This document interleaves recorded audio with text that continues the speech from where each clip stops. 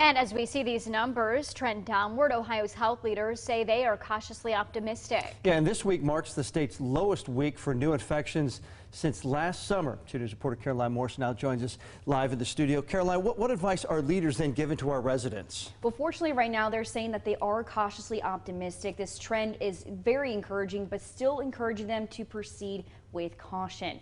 Now, the daily case counts have fallen dramatically, up to 65% in parts of the Miami Valley since peaking in early January at the height of the Omicron variant wave.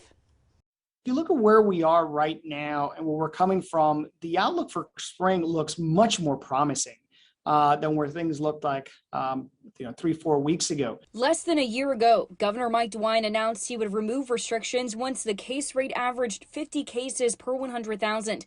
Even with a 90% drop in cases since January, Clark County is still averaging 228 cases per 100,000. Well, we always use what we used last year, which was 50 cases per 100,000. Remember, that was over a 2-week period. So even this year, if we got down to 50 cases per 100,000 in a 1-week period, that would be a good target for us to be at. And we're still about 5 times that number right now.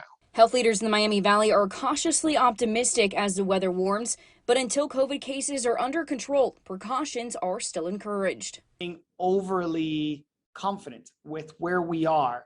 So while we are improving, we still want to make sure that we are monitoring the situation, but I am much more comfortable than I was a few weeks ago. Now, at this time, the coronavirus dashboard shows nearly 62% of all Ohioans have started the vaccination process.